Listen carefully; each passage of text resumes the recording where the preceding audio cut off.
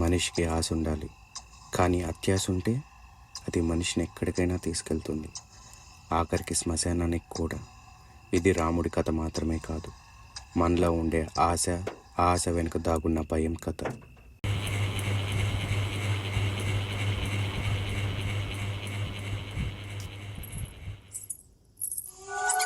Fan ఆగిపోయింది, కానీ ఆ నవ్వు రాముడి చెవుల్లో ఇంకా ప్రతిధ్వనిస్తూనే ఉంది.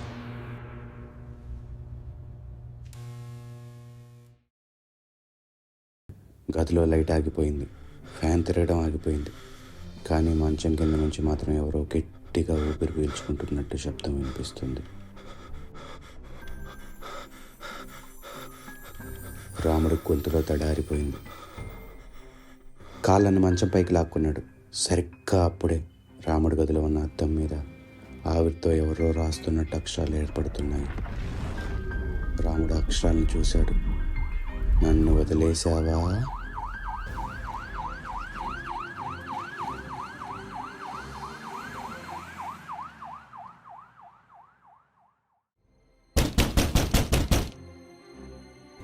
రాము, తలుపు తీ, పోలీస్, డోర్ తీయకపోతే పగలగొడతాం.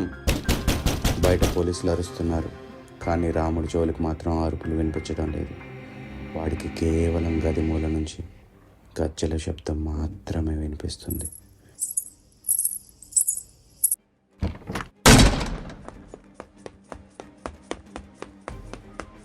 ఇన్స్పెక్టర్, రేయ్, ఒరేయ్, లేరా?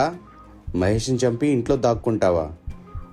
రాము అరుస్తూ, సార్ వద్దు సార్, అక్కడ అక్కడ ఆ మూల చూడండి సార్, వాడు నన్నే చూస్తున్నాడు.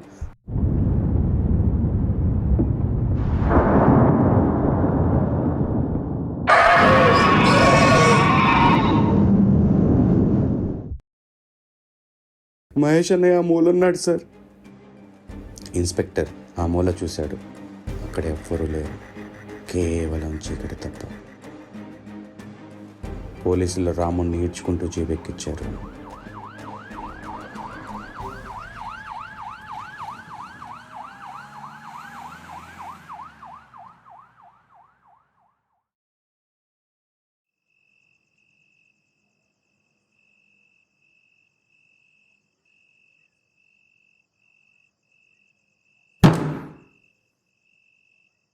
ఇన్స్పెక్టర్, ఇప్పుడు చెప్పరా, మహేష్ బాడీని ఎక్కడ దాచావు?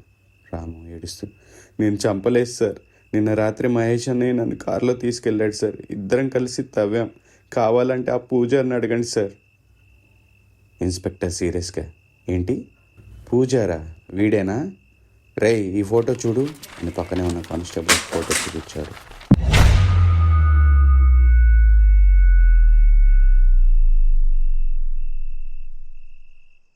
రాముడు ఆ ఫోటోను చూసి ఒక్కసారిగా వెనక్కి ఒరిగిపోయాడు. అది మహేష్ శవం. ఆ శవం నీళ్ళల్లో నానిపోయి, ఉబ్బిపోయి, చర్మం ఊడిపోతూ ఉంది. ఒళ్ళంతా చేపలు తిన్న గుర్తులున్నాయి. ఇన్స్పెక్టర్, పోస్ట్ మార్టం రిపోర్ట్ వచ్చిందిరా. వాడు చనిపోయి 48 గంటలు, అంటే 2 రోజులైంది. బాడీ మొత్తం కుళ్ళిపోయింది. రాము పిచ్చివాడిలా తలపట్టుకున్నాడు.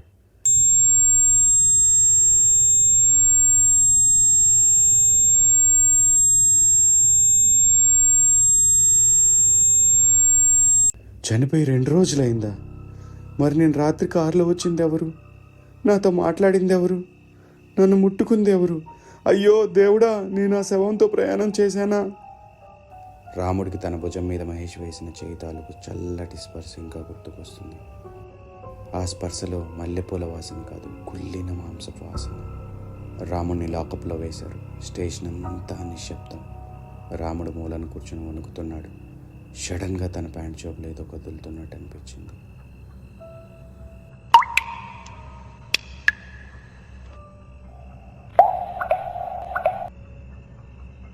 రాముడు భయంతో జోబిలో చేపెట్టాడు.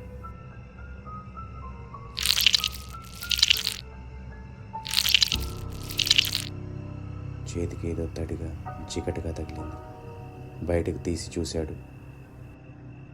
లాకప్ బయట రూమ్ నుంచి వెలుగుతున్న చిన్న బల్బు వెలుతురులో అది మెరుస్తుంది. అది ఆ రాగి పెట్టెలో ఒక చిన్న మనిషి వేలు ఎముక. అది ఇంకా రక్తం కారుతూ వేడిగా ఉంది. అది రాముడి చేతిలో గుండెలా కొట్టుకుంటుంది. రాము అరుస్తూ, ఏంటిది, వదులు, నన్ను వదులు విసిరేయడానికి ట్రై చేశాడు. కానీ ఏముక చేతి కతుక్కుపోయింది. సరిగ్గా అప్పుడే లాకప్ బయట ఒక నల్లటి ఆకారం నిలబడింది. దానికి తల లేదు, మొండెం మాత్రమే ఉంది. ఆ మొండెం చేతిలో ఆ రాగి పెట్టుంది. ఆ ఆకారం గ్రిల్స్లోంచి తన చేతిని లోపలికి చాచింది.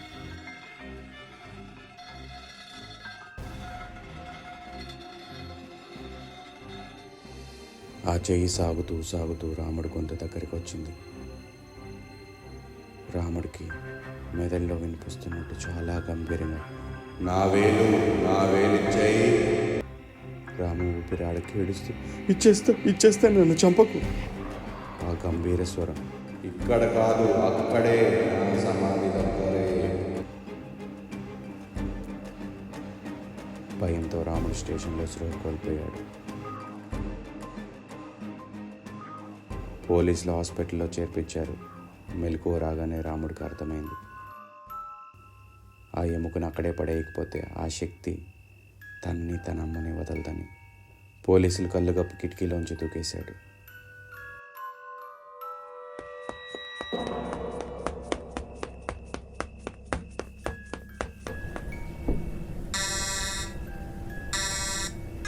గాలి హోరుగా రాముడు ఒక బస్సు ఎక్కాడు. బస్సు చివరి సీట్లో కూర్చున్నాడు. బస్సులో జనం తక్కువగా ఉన్నారు. అమ్మయ్య, తప్పించుకున్నాడు. రేపు ఉదయం కల్లా అక్కడికి వెళ్ళి ఆ ఎముక పడేస్తే అని ఆలోచిస్తున్నాడు.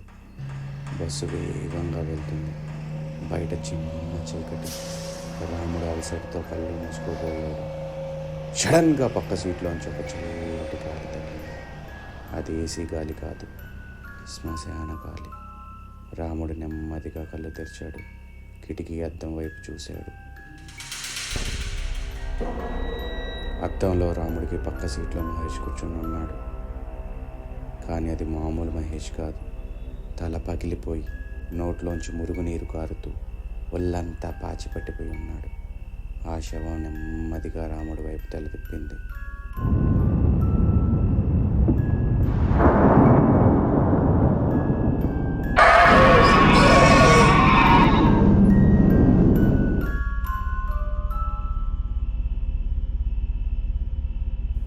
వేలాడుతున్న తవడతో నవ్వడానికి ట్రై చేసింది. రాముడు చెవులు దగ్గర కొసకొసలాడాడు. టికెట్ ఇద్దరికి తీసుకున్నావా?